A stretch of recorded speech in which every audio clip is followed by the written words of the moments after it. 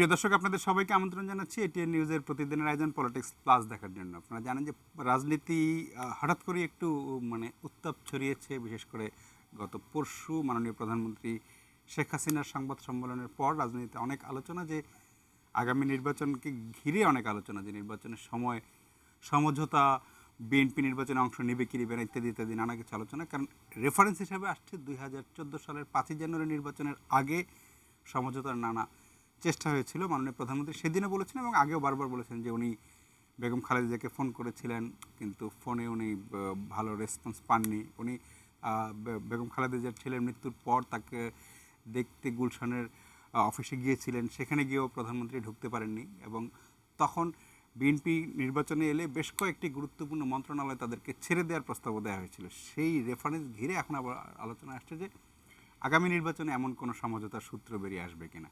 মাননীয় প্রধানমন্ত্রী অবশ্য বলে দিয়েছেন যে নির্বাচন ব্যবস্থায় যার যার অংশগ্রহণ করার তার তার দায়িত্ব, সেখানে কোনো শর্ত দিয়ে সমঝোতা বা আলোচনার কোনো সুযোগ নেই। কিন্তু তারপরেও আলোচনাটা হচ্ছেই যে আসলে দুই পক্ষের মধ্যে ব্যবধান কমিয়ে আনার কোনো সুযোগ আছে কিনা। এই বিষয়গুলো নিয়ে আমরা কথা বলবো। আমাদের সাথে দুজন অতিথি আছেন দৈনিক সংবাদের ভারপ্রাপ্ত সম্পাদক খন্দকার মনিরুজ্জামান এবং আছেন লেখক গবেষক সাংবাদিক আফসান চৌধুরী। আপনাদের দুজনকে স্বাগত জানাচ্ছি। মনির ভাই, আপনাকে দিয়ে শুরু করি। আসলে আমরা যখন দুই পক্ষেরই নাকে খত দিয়ে নির্বাচনে আসবে বা বিএনপি যখন বলে যে না আমরা আসবো না, ওনারা এরকম পাল্টা পাল্টি যখন চলে, তখন আমরা একটু হতাশ হয়ে মন খারাপ করি যে একটা চাই যে মিলেমিশে থাকুক। এখন কি একটু সমঝোতা জায়গাটা একটু দূর হয়ে গেল নাকি কোনো না? এটা সামনে অনেক সময় আছে, এরকম রাজনীতিতে অনেক খেলা হবে পর্দার সামনে পিছনে। দূর হয়ে গেছে এখনই বলাটা ঠিক হবে না, সেটা প্রিমেচিওর হয়ে যাবে, সেটা বোধহয় ঠিক হবে না। তবে যেটা আপনি আগে বলেছেন যে উত্তাপ শুরু হয়েছে, সেটা হয়েছে, সেটা অস্বীকার করার কোনো উপায় নেই। একটি সমস্যা কি, আমরা যে ধরনের অভিজ্ঞতার মধ্যে দিয়ে যাচ্ছি, আসলে অন্যান্য দেশে আমি যত দূর পড়েছি আমার ক্ষুদ্র জ্ঞানে, অন্যান্য দেশের গণতন্ত্রের ইতিহাসে ঠিক এই ধরনের অভিজ্ঞতা দিয়ে বোধহয় যায়নি আর কি। এটা বলা যায় এক ধরনের, ইভেন এই উপমহাদেশে যদি ধরেন আপনি, ভারতে নির্বাচন নিয়ে এরকম ঘটে না, এমনকি পাকিস্তানও কিন্তু ঠিক এইরকম ঘটে নাই যে বিরোধী দল আসবে না, বিরোধী দলকে আনতে হবে এবং নির্বাচনে আসার জন্য সমঝোতা করতে হবে, আগে বৈঠক করতে হবে, এরকম পরিস্থিতি আমার জানা মতে খুব বেশি আসলে দৃষ্টান্ত নেই। সুতরাং রাজনৈতিক দলগুলো কিভাবে এটা ওভারকাম করবে, এটার উত্তরণ ঘটাবে, সেটা কিন্তু বলা খুব মুশকিল। একটি বিষয় বোধহয় আমাদের দেশে এই অবস্থাটা তৈরি হওয়ার পিছনে, অনেকেই বলেন যে ক্ষমতায় একদল ক্ষমতায় থাকতে চায়, আরেক দল ক্ষমতায় যেতে চায়, এই বিরোধটাই প্রধান। আমার কাছে আরেকটু গভীর মনে হয় বিষয়টা, সেটা হচ্ছে যে এখানে রাজনীতির একটা মৌলিক পার্থক্য আছে। সেই পার্থক্যটা আসলে নির্ধারণ করছে যে দলগুলোর মধ্যে কতটুকু সমঝোতা হতে পারে বা হতে পারে না। সেই পার্থক্যটা হচ্ছে বাংলাদেশ স্বাধীনতা, মুক্তিযুদ্ধের চেতনা, এই বিষয়গুলো কিন্তু খুবই, আমি মনে করি খুবই পার্টিনেন্ট আমাদের দেশের রাজনৈতিক সম্পর্ক নির্ধারণের ক্ষেত্রে। কিছুদিন আগে একটি লেখা পড়েছিলাম একটি পত্রিকায়, যে একজন কলামিস্ট তিনি লিখেছেন যে বিএনপি কেন 7ই মার্চ পালন করে না বা 7ই মার্চের চেতনা ধারণ করে না। এখন এটা আমার কাছে খুব হাস্যকর মনে হলো এই কারণে, কারণ বিএনপি তার রাজনীতি, তার জন্ম, তার এত দিনকার রাজনৈতিক চর্চা তো 7ই মার্চের চেতনার বিরুদ্ধে। সুতরাং বিএনপি কেন পালন করবে, এটা তো প্রশ্নটাই তো একটা হাস্যকর বিষয় আর কি। আসলে রাজনৈতিক ক্ষেত্রে মৌলিক জায়গাটা হচ্ছে এই জায়গাটায়। আমরা যতই বলি না কেন বা জনগণের যত আকাঙ্ক্ষা থাকুক না কেন, এই জায়গাগুলো মিনিমাইজ হওয়ার তো কোনো, এটা তো মৌলিক জায়গা। আপনি বাংলাদেশের মুক্তিযুদ্ধে এটা ধর্মনিরপেক্ষ দেশ থাকবে, মৌলবাদ বিরোধী দেশ থাকবে, ধর্মভিত্তিক রাজনীতির বিরুদ্ধের দেশ থাকবে, না এর মধ্যে মৌলবাদ থাকবে, ধর্মনিরপেক্ষতা থাকবে না, ধর্মভিত্তিক রাজনীতি থাকবে, অর্থাৎ পাকিস্তানি ধারার রাজনীতি যেটাকে আমরা ইন শর্ট বলি, সেটা থাকবে। এই জায়গায় যখন বিরোধটা হয়, এই মৌলিক জায়গাটায়, তখন সেখানে সমঝোতা, শুধু নির্বাচন করার জন্য সমঝোতা, এটা কিন্তু খুব কঠিন ব্যাপার আর কি। সেই কারণে আমি ব্যক্তিগতভাবে মনে করি যে আসলে এই সমঝোতা করে নির্বাচন হওয়ার সম্ভাবনা আমি জানি না, আমি ব্যক্তিগতভাবে মনে করি এটা খুবই কম। আফসান ভাই, যেটা ওই যে মনির ভাই যেটা বললেন যে বিএনপি নির্বাচনে যাবে কি যাবে না এটা তাদের ইচ্ছা, প্রধান শেখ হাসিনা যেমন এদিন একটা শব্দ উনি বলেছেন যে বরণডালা দিয়ে তাদেরকে আনতে হবে না, মানে এটা শুনতে যেমনই লাগুক, আসলে বিএনপি নির্বাচনে আসবে কি আসবে না এই সিদ্ধান্ত একদমই বিএনপি, সেখানে আওয়ামী লীগের ব্যাপার কি? বা যেটা বলা হয় যে বিএনপি কি শর্তে নির্বাচনে আসবে, শেখ হাসিনার অধীনে নির্বাচনে যাবে না, বা তত্ত্বাবধায়ক সরকার বা নির্বাচনকালীন সহায়ক সরকার, নানা রকমের কথা। কিন্তু মনির ভাই যে কয়েকটা উদাহরণ দিলেন, বা এখন সাধারণ বিষয়ে যে নির্বাচন হয়, কোথাও কিন্তু যে মানে তত্ত্বাবধায়ক সরকার ব্যবস্থা যেটা, এটা তো একদম ধারণাটা বাংলাদেশের, এটা অন্য কোথাও খুব এটা নাই। ফলে বিএনপিকে নির্বাচনে আনতে হবে খুব মানে তেল টেল দিয়ে খুব ইয়ে করে, ব্যাপারটা তো এরকম হওয়া যায়, যার যার দায়িত্ব শেষে নির্বাচনে যাবে কি যাবে না, মানে ব্যাপারটা আসলে কীরকম? ধন্যবাদ। আমার মনে হয় যেটা আমাদের মানতে অসুবিধা হয় যে আমরা রাজনৈতিকভাবে একটা ব্যর্থ দেশ, রাষ্ট্র হিসেবে ব্যর্থ না, রাজনৈতিকভাবে ব্যর্থ। আপনি যদি এই সে 1972 থেকে এখন পর্যন্ত 74-এর পরে আপনি যদি দেখেন আমাদের কোনো রাজনৈতিক সুস্থিরতা নাই। তার মানে হচ্ছে যে প্রক্রিয়ার মাধ্যমে আমাদের শাসন ব্যবস্থাটা পরিচালিত হবে এখন আমরা নির্ধারণ করতে পারিনি একদিকে, যেমন অন্যদিকে যেমন হচ্ছে যে যারা মোটামুটি আমরা যদি কি শাসক শ্রেণী বলি যদি, তাহলে তাদের অবস্থার কিন্তু অসুবিধা হয় না তাদের অবস্থা করতে। তাহলে কেউ তো নিশ্চয়ই সুবিধা পাচ্ছে এই আপনার রাজনৈতিক অস্থিরতা থেকে, অসংগঠিত রাজনীতি থেকে। তাই জন্য আমার মনে হয় উভয় দল, যদিও রামান ভাই যতটা মনে করেন, আমি মনে করি না বিএনপি আর আওয়ামী লীগের মধ্যে মৌলিক কোনো পার্থক্য আছে। অতীতের মধ্যে পার্থক্যটা টেনে নিয়ে ভোটাররা অন্তত এই সিদ্ধান্তটা নেয় না। ভোটাররা তো স্থানীয়ভাবে তাদের কেন্দ্রীয় ঢাকা শহরে বা আমরা যারা এইসব বিষয় নিয়ে চিন্তা করি, আমাদের মধ্যে এই বিষয়টা থাকলেও সাধারণ মানুষের মধ্যে নেই। সাধারণ মানুষের মধ্যে থাকলেও খুবই, আমি যতটুকু আমার কাজ করে আমি দেখেছি যে এইটা কোনো তাদের কাছে বিষয় না। যেটা হয়ে গেছে বিএনপির জন্য, বিএনপি আওয়ামী লীগ দুটোই অভ্যন্তরীণ গণতন্ত্রের অভাব, অর্থাৎ মানে দল দুটো ব্যক্তির উপরে নির্ভরশীল। বিএনপির মধ্যে আবার দুজন ব্যক্তির উপরে নির্ভরশীল, খালেদা জিয়া এবং তার পুত্র। এখন তারা 2014 সালে, যদি আপনি তো সাংবাদিক, আমি সাংবাদিক, রামান ভাই সাংবাদিক, আমরা জানি বিএনপির লোকরা নির্বাচন করতে চেয়েছিল, কিন্তু বিএনপির লোকদের নির্বাচন যে করতে চায় এটা বলারও সাহস তার ছিল না। অর্থাৎ এরকম একটা দল তো আর যাই হোক খুব সবল একটা দল বলা যায় না। এখন যদি আওয়ামী লীগ, শেখ হাসিনা যদি বলে যে আমি নির্বাচনে যাব না, তাহলে আওয়ামী লীগের কোনো লোকের ক্ষমতা নাই, সাহস নাই যে বলা যে না আমরা নির্বাচনে যাব। আপনি যে পরিস্থিতির মধ্যে পড়েছেন সেটা হচ্ছে অত্যন্ত সবল দুজন নেতা, তার মধ্যে আমি মনে করি শেখ হাসিনা অনেক বেশি সবল। আর দ্বিতীয়ত, কারণ যেহেতু তিনি 2014-তে বুঝতে পেরেছিলেন যে এটা তিনি পার করতে পারেন বলেই তো তিনি নির্বাচনটা দিয়েছেন। বিএনপি ভেবেছিল যে একটা নির্বাচন হবে, কয়েকদিন পরে আবার 15 ফেব্রুয়ারির মতো একটা ঝামেলা, কিন্তু সেটা তো না, হাসিনা সেটা বুঝতে পেরেছিল, সেই জন্য আমি বলছি।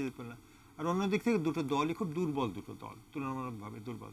এরকম পরিস্থিতিতে নির্বাচনটাই ব্যক্তি কেন্দ্রিক হয়ে গেছে। তো আওয়ামী লীগের যে বিএনপির যে ক্ষমতায় যাওয়ার জন্য নির্বাচন করতে হবে, এটা তারা ভাবতে পারছে না। কারণ আপনি যদি ওদের রাজনৈতিক আন্দোলনের ইতিহাসটা, যেটা নিয়ে আমি কয়েকবার লিখেছি, তাদের ধারণা হচ্ছে রাজনীতির কোনো পরিবর্তন হয়নি, এটা সেই 80-র দশকের রাজনীতি তো রেখেছে। 80-র দশকের রাজনীতি নেই, এই 2017 দশকের রাজনীতির জন্য এখনও বিএনপি প্রস্তুত হতে পারেনি। এটাই হচ্ছে বড় সমস্যা। তারা ক্ষমতায় যেতে চায়, কিন্তু তারা আর আস্থা রাখতে পারছে না যে নির্বাচনটা কীরকম। এটা ঠিক, সবাই কিন্তু কেউ যে একেবারে ভালো নির্বাচন কমিশন হয়েছে মানেই যে ভালো নির্বাচন হবে এটা কিন্তু এমন কোনো নাই। তো এইসব মিলেমিশে দুজনই দলই খেলছে, এবং আমার মনে হয় বিএনপির মধ্যে, আমি বলতে পারছি না বিএনপির মধ্যে কি এরকম খেলোয়াড় আছে কিনা বুঝছে যে আওয়ামী লীগ খেলছে এবং শেখ হাসিনা বা আওয়ামী লীগ চায় না বিএনপি আসুক। মানে সুসংবাদ তো আর কিছু হতে পারে না। বিএনপি যদি এটাতে এই ঘুটির চালে পড়ে যায়, তাহলে সেটা তো বিএনপি গতবারের মতো 14 সালের মতো 14 সালের মতো বিএনপি 14 সালে তো গুটির চালে পড়ে গেছে, তাহলে বিএনপিকেই তো তাকে হিসাব করতে হবে। পরে আফসোস করতে হয়তো, কিন্তু রিগেইন করতে পারে না। এটা ঠিক, যেটা আফসোস বলছে যে সেটা ঠিক, যে বিএনপির নেতৃত্ব কিন্তু খালেদা জিয়া এবং তার পুত্র বাদে আমাদের সঙ্গে যাদের চেনা জানা সম্পর্ক আছে, সবাই কিন্তু নির্বাচনে যেতেই চেয়েছিল, সেরকম প্রস্তুতিও ছিল। যাই হোক, অনেকেই বলেন যে লন্ডনের ওহির কারণে যেতে পারে। একটা কথা উনি ঠিক বলেছেন, সেটা হচ্ছে যে আসলে বিএনপি 2017 নির্বাচন করার উপযুক্ত কিনা সেটা একটা বিষয় আছে। কারণ এই 8 বছরে 2008-এর পরে, মানে 9 থেকে 17, এই 8 বছরে ক্ষমতায় থেকে আওয়ামী লীগ অনেকগুলি বিষয়ে শক্তি অর্জন করেছে। হ্যাঁ, আমরা বিস্তারিত আলোচনা না করলেও বুঝবো। অ্যাটলিস্ট একটা নির্বাচন করার মতো, মানে তার মতো করে এটা নির্বাচন করার মতো শক্তি তো অর্জন করেছে। সেইটা তো বিএনপিকে মোকাবেলা করতে হবে, তাই না? কিন্তু সেই মোকাবেলা করার মতো যথেষ্ট শক্তি তাদের এখন মনে হয় না এখন সেই জায়গায় তারা দলীয় শক্তি নিয়ে কোনোদিনই পারবে না, এবং আমার কোনোদিন বিএনপি বা আওয়ামী লীগ বিরোধী কোনো দলের তেমন শক্তি ছিল না। যেটা পারবে যে আওয়ামী লীগের জনপ্রিয়তা হ্রাস পেয়েছে, এবং সেটা ইনকামবেন্সি হলে হবেই হবে। হ্যাঁ, মানে সেইটার সুযোগটা নিতে হবে। তো বিএনপির মধ্যে কি সেই রকম মেধাবী বা চতুর যাই ডাইনামিজম আছে কিনা যে তারা এই বিষয়টা বুঝতে পারবে, আমি বলবো। মানে ওই যে জনপ্রিয়তা কমে যাওয়াটাকে ক্যাশ করা। হ্যাঁ, কারণ সব জায়গায় আপনি নারায়ণগঞ্জের নির্বাচন, এটা আমি সবসময় উল্লেখ করি, নারায়ণগঞ্জের নির্বাচনে তো অত আর বিএনপির ভোটার নাই, কারণ গতবারের তার আগের বারের নির্বাচন মিলিয়েও যদি ওসমানের নির্বাচন আর বিএনপির দুই মানে প্রার্থীর নির্বাচন করেন তাহলেও তো এত ভোটার হয় না। হ্যাঁ, সেলিনা হায়াতেরও বিপক্ষে ভোট আছে, তো তাই যদি হয় তাহলে সেই সুযোগটাই তো বিএনপি নিতে পারলো না বা নেওয়া উচিত। এখন বলবো যে 2017-18 যখন হয় নেওয়া উচিত। জি, আমরা একটা বিরতিতে যাব, বিরতির পরে আবার আলোচনায় ফিরবো।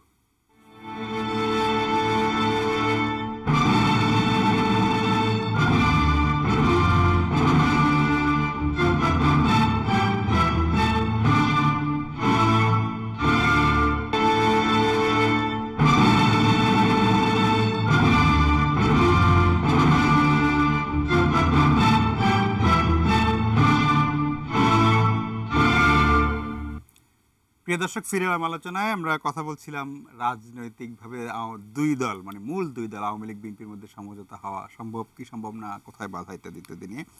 মনির ভাই, একটা জিনিস আলোচনায় যেটা হলো যে এই দুই দলই নির্বাচন নিয়ে মানে এক পক্ষ আর এক ধরনের যে মানে আফসান ভাই যেটা বলছিলেন খেলাটা এরকম যে বলা হচ্ছে যে বিএনপি গত বছর নির্বাচনে না গিয়ে ভুল করেছে, এবার তাদেরকে যেতেই হবে যদি দলকে সংগঠিতভাবে ধরে রাখতে হয়। কারণ বিএনপি একটা নির্বাচনমুখী দল, এবার নির্বাচনে না গেলে তাদের অনেক নেতা স্বতন্ত্র বা অন্য দল থেকে নির্বাচনে অংশ নিয়ে দল ভেঙে যাবে। আবার বলা হচ্ছে যে নির্বাচন কমিশনের নিবন্ধন রাখতে হলে তাদের নির্বাচনে যেতে হবে, এটা একটা বাধ্যবাধকতা। আওয়ামী লীগের দিক থেকে যে 2004 সালের 5 জানুয়ারি যেরকম একতরফা নির্বাচন হয়েছে, এমন আরেকটি নির্বাচন তাদেরকে ধারণ করা দেশে বিদেশে সব মিলিয়ে কঠিন। ফলে তারাও চাইবে যে কোনোভাবে বিএনপি আসুক। ফলে দুই পক্ষেরই কিন্তু এক ধরনের একটা বাধ্যবাধকতা আছে যে আগামী নির্বাচনে যাওয়ার। ফলে এই কারণে কিন্তু খেলাটা চলছে আরো বেশি করে টানা আছে যে যাবা তো জানি, কিভাবে যাবা, কে আগে মানে চালটা দিবে সেটা নিয়ে। আসলে এটা একটা আছে চিন্তা, ধরেন যে বিএনপির ইম্পেরেটিভ হচ্ছে নির্বাচনে যেতে হবে, হ্যাঁ, কতগুলি কারণে, দুটো কারণ তো আপনি বলেছেন। এছাড়াও কারণ হচ্ছে যে বিএনপি যদি এবার ধরেন দল রাখা শুধু না, তাকে রাজনীতি করতে হলেও নির্বাচনে টিকে থাকতে হবে। হ্যাঁ, রাজনীতিতে টিকে থাকার একটা ব্যাপার আছে, তো সেটা যদি করতে হয় তাহলেও নির্বাচনে থাকতে হবে, এইটা একটি। আর আওয়ামী লীগের দিক থেকে হচ্ছে যে জাতীয় এবং আন্তর্জাতিক ক্ষেত্রে আগের নির্বাচনের যে নিয়ে যে প্রশ্ন বা যে ইমেজগুলো আছে, মানে আরেকটি প্রশ্নবদ্ধ নির্বাচন হবে না, এটা প্রধানমন্ত্রী বলেছেন। সুতরাং এই জায়গাটা আওয়ামী লীগের ইম্পারেটিভ হচ্ছে সবাইকে নিয়ে, যেটাকে বলা হয় ইনক্লুসিভ নির্বাচন, সেটা করার বিষয় আর কি। এখন তার আগে অবশ্যই এটা তো স্বাভাবিকভাবেই দুই পক্ষই যেটা খেলার কথা যদি আমরা বলি, তাহলে খেলা অথবা কে কতটা বার্গেন করার পরিস্থিতি, নিজের পক্ষে বার্গেন করার পরিস্থিতি তৈরি করতে পারে, অবস্থান তৈরি করতে পারে, সেটার জন্য চেষ্টা করে, সেটা তো করবে। এটার মধ্যে আমি মনে করি না দোষের কিছু নেই, সবাই নিজের রাজনীতিতে এটা হতেই পারে বা হওয়াই উচিত, সেটা ঠিক আছে। কিন্তু যদি লক্ষ্যটা ঠিক থাকে, কথাটা হচ্ছে সেই জায়গাটা আর কি, হ্যাঁ নির্বাচনে যাব। এখন পরিস্থিতিটা যদি শেষ পর্যন্ত এরকম হয় যে বিএনপি যে দাবিগুলো করছে যে তারা একটি সহায়ক সরকার চায়, নির্বাচন করবে না ইত্যাদি যে বিষয়গুলো আছে, এবং আওয়ামী লীগের অবস্থান আমরা একাধিকবার শুনেছি, এবং গতকাল প্রধানমন্ত্রীর যে সংবাদ সম্মেলন সেখান থেকেও আমরা পেয়েছি যে অবস্থায় আছে, অর্থাৎ এই আওয়ামী লীগ সরকারের অধীনেই নির্বাচন বা এই মহাজোট সরকারের অধীনে নির্বাচন হবে, এবং কোনো তত্ত্বাবধায়ক সরকার বা সহায়ক সরকার হবে না, এবং সেইভাবেই নির্বাচনটা করতে হবে। সুতরাং এই জায়গাটা যদি দুটোকে যদি আমরা মৌলিক অবস্থান ধরি, তাহলে দুই পক্ষের দুটো মৌলিক অবস্থানে আছে। এখন এর মাঝামাঝি কোনো জায়গায় আসবে কি না, সেটা কিন্তু দুটো কারণ, সেটা নির্ধারিত দুইভাবে। একটি হচ্ছে যে জনগণ কী চায়। এটা যদি এরকম হয় যে জনগণের মধ্যে নির্বাচন করতে হবে, এবং একটি এমন একটা নির্বাচন করতে হবে যাতে আওয়ামী লীগ বিএনপি দুই পক্ষ থাকে, সুতরাং তোমরা সেইটা করো, এরকম একটা চাপ যদি জনগণের মধ্যে তৈরি হয়, তাহলে একরকম পরিস্থিতি, অর্থাৎ তাহলে দুই দলই কিছু ছাড় দিয়ে একটি সমঝোতা, যেটা সবাই আমরা আলোচনা করছি, একটা সমঝোতা করার মতো সমঝোতা হইতে পারে আর কি। আরেকটা হইতে পারে সেটা হচ্ছে যে যদি যারা ক্ষমতায় আছেন তারা যদি মনে করেন যে যেভাবেই নির্বাচন হোক না কেন তারাই নির্বাচিত হবেন, তাদের সেই জনপ্রিয়তা ইত্যাদি ইত্যাদি আছে, তাহলেও কিন্তু তারা একটা ছাড় দিতে পারেন যাতে বিএনপি আসতে পারে আর কি। এই দুইটা কারণে যেটা প্রশ্ন আসে যে ছাড় দিয়ে নির্বাচন হবে কিনা, সমঝোতা হবে কিনা, দুইটা কারণেই হতে পারে। এখন বিএনপির যে অবস্থা, মনে হয় না, আমি জানি না আপনারা বলতে পারবেন, মনে হয় না যে বিএনপি জনগণকে তাদের দাবির পক্ষে র্যালি করাতে পারছে যে হ্যাঁ এই দাবিতে আমরা আছি, আমরা জনগণ আছি, তাই এই দাবিতেই মেনে নাও, যারা ক্ষমতায় আছো তারা মেনে নাও এবং এই দাবিতে সমঝোতা করে নির্বাচন করো। সেই রাজনৈতিক শক্তি, অবস্থান বা তাদের রাজনৈতিক জনগণের কাছে রাজনীতি নিয়ে যাওয়ার যে ব্যাপার, সেই জায়গাটা কিন্তু বিএনপি নাই। বিএনপি কিন্তু ধরেন তাদের দাবির পক্ষে বিবৃতি, পত্রিকার সঙ্গে কিছু কিছু কথাবার্তা, টেলিভিশনে কিছু কিছু কথাবার্তা ছাড়া সারা দেশে তাদের দাবির পক্ষে জনগণকে সমবেত করার বা জনগণের কাছে যাওয়া কোনো কর্মসূচি কিন্তু তারা গত কয়েক বছরে নেয়নি। সুতরাং আপনি যদি গ্রামে গিয়ে জিজ্ঞেস করেন যে সহায়ক সরকার কি, আমি নিশ্চিতভাবে বলতে পারি কেউ বলতে পারবে না যে সহায়ক সরকার কি। অথচ 1966 সালে 67 সালে মানুষকে যদি জিজ্ঞেস করা হয়তো 6 দফা কি, গ্রামের মানুষও কিন্তু সেটা বলতে পারতো 6 দফা কি, হ্যাঁ, মানে তার মতো করে বলতো, কিন্তু বলতে পারতো। তো এই যে তফাৎটা, অর্থাৎ মানুষের কাছে না গিয়েই দাবিটা আদায় করার যে চেষ্টা, এইটা আমি মনে করি রাজনৈতিকভাবে খুব সুচিন্তিত পদক্ষেপ না, এবং এই কারণে কিন্তু বিএনপি তাদের দাবি কতটা আদায় করতে পারবে এই ব্যাপারে আমি যথেষ্ট সন্দেহ আছে। আফসান ভাই, মানে মনির ভাই যেটা বললেন যে দুই পক্ষের যে একটা অবস্থান, যে বিএনপির অবস্থান হলে তারা শেখ হাসিনার অধীনে কোনো নির্বাচনে যাবে না এবং নির্বাচনকালীন সহায়ক সরকার, যদিও সেটা এখন আনুষ্ঠানিকভাবে ঘোষিত হয়নি, বলা হচ্ছে যে কখনো খালেদা জিয়া একসময় ঘোষণা করবেন নির্বাচনকালীন সহায়ক সরকার। আর আওয়ামী লীগের অবস্থান হলো যে সংবিধানে যা আছে তেমন। কিন্তু আমরা জানি যে ধরেন 2014 সালের নির্বাচনের আগেও কিন্তু আওয়ামী লীগ একটু ছাড় দেওয়ার নির্বাচনকালীন সরকার একটা ধারণার কথা তারাই বলছিল যে স্বরাষ্ট্র মন্ত্রণালয় সহ অনেক গুরুত্বপূর্ণ মন্ত্রণালয় ছাড় দেবে। এখন কিন্তু সেই জায়গাও বলছে না।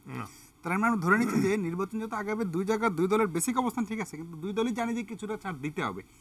কে কত কম ছাড় দিয়ে জিততে পারবে সেই খেলাটাই তো বোধহয় চলছে এখন। জি, আমার মনে হয় যেটা, সেটা হলো যে দুই খেলোয়াড়ের মধ্যে যেটা আপনি বললেন যে দুই দলের উপরই চাপ আছে।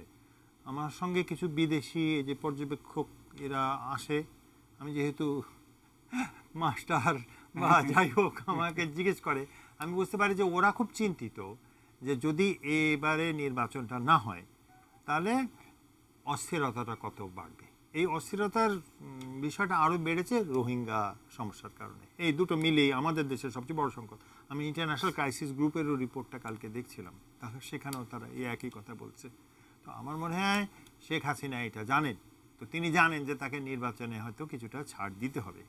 বিএনপি কত কম ছাড় দিয়ে দিতে যায় সেটা। দ্বিতীয়ত যেটা সহায়ক সরকারটা, আমার মনে হয় এতদিনে তো বোধহয় বিএনপিরও বোঝা উচিত বা বুঝেছে নিশ্চয়ই যে সহায়ক সরকার তারা আদায় করতে পারবে না। কারণ কি, আমি একবার বিএনপির একজন নেত্রী স্থানীয় মানুষকে জিজ্ঞেস করছিলাম যে আপনি বলেন সহায়ক সরকারটা কি, কারণ আমি তো জানি না সহায়ক সরকার কি। তখন তারা বললেন যে এই বিষয়ে প্রধানমন্ত্রী, তাদের দলীয় প্রধান তাদের সিনিয়র ভাইস প্রেসিডেন্টের সঙ্গে আলাপ করছেন। এখনো সেটা আসলে মানে ম্যাটেরিয়ালাইজ করে নাই। তো আমি বললাম যে তাহলে তো আপনাদের নাই এখন এটা বলেছেন। তো আমি বোঝা যায় যে দলের মধ্যে এটা একটা স্লোগান হিসেবে আছে সহায়ক সরকার, কিন্তু দলিল হিসেবে না, এটা চাপ প্রয়োগের একটা বিষয়। এখন এই অবস্থাতে তারা কতটা দিচ্ছেন, এটা কি আওয়ামী লীগ জানে না, শেখ হাসিনা জানে না যে সহায়ক সরকার বলে কোনো এই জিনিস নাই, ফর্মুলেটি করতে পারেন। কিন্তু করাটার তো কোনো বিষয় না, বিষয়টা হলো চাপ একে অন্যের উপরে দিচ্ছে। আমার মনে হয় দুটো দলই কিন্তু এই বিষয়টা করছে যে আমি কি চাই বলবো না, কিন্তু আমাকে দিতে হবে, আর ও বলছে যে তুমি কি চাও আমি জানি না, কিন্তু আমি তোমাকে বেশি কিছু দেবো না। এই খেলাটা আমার মনে হয় না এত খুব কঠিন কংক্রিটলি দুজনে চিন্তা ভাবনা করে কিছু করতেছে সেটা না, এটাই হচ্ছে বিষয়। আমরা আরেকটা বিরতিতে যাব, শেষ বিরতি। প্রিয় দর্শক, আশা করি আপনাদের সঙ্গেই পাবো ফিরে এসে।